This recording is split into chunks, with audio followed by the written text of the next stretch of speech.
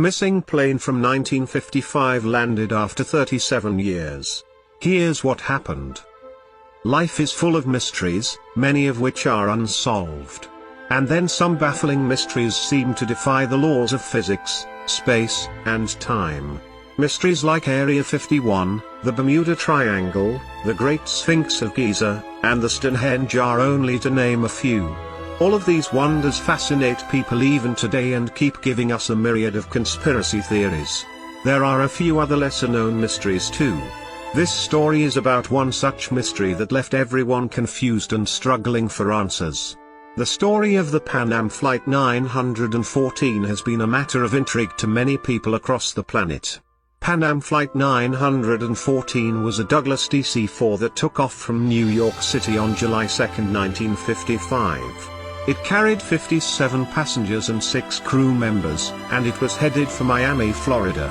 For a short while, the flight appeared to proceed normally. It was expected to land in Miami within a couple of hours. But during the flight, something happened that seemingly changed the lives of everyone on the plane. Without any communication, Pan Am Flight 914 disappeared from the radar, and the control room lost contact with the plane. It was as if the aircraft had disappeared into thin air. Authorities went into a frenzy to locate the plane.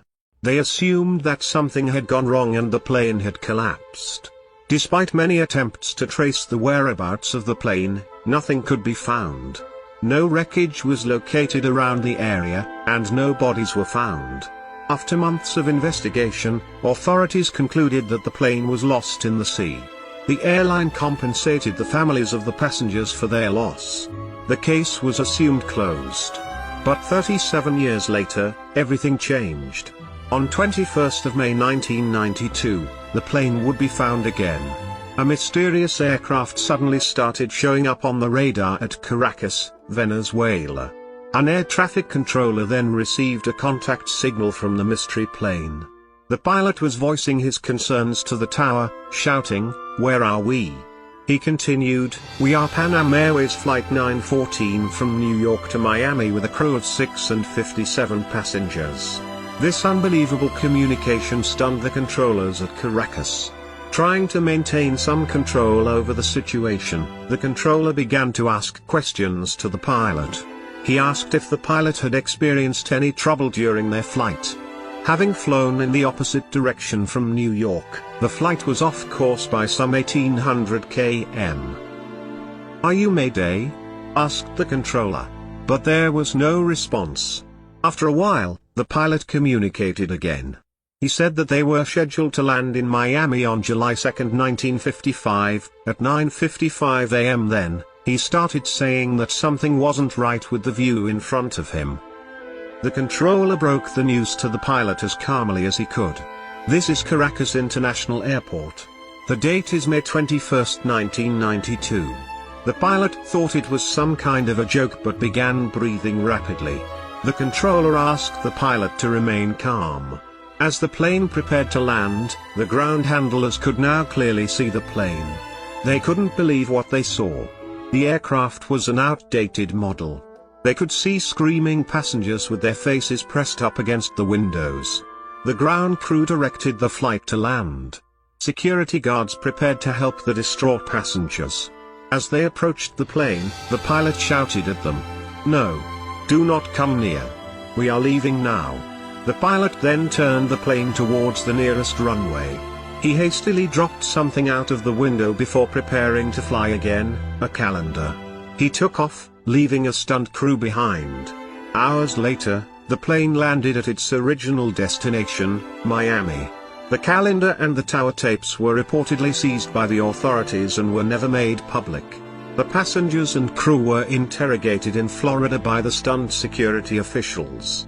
There were so many questions that seemed to have no plausible answers.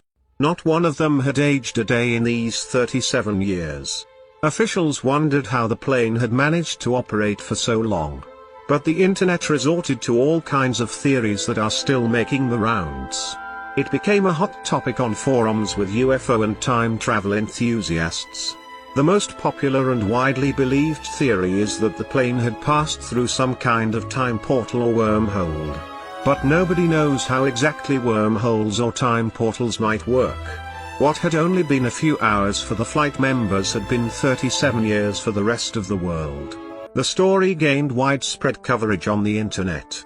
Many people even presented their theories backed by what they claimed to be solid evidence.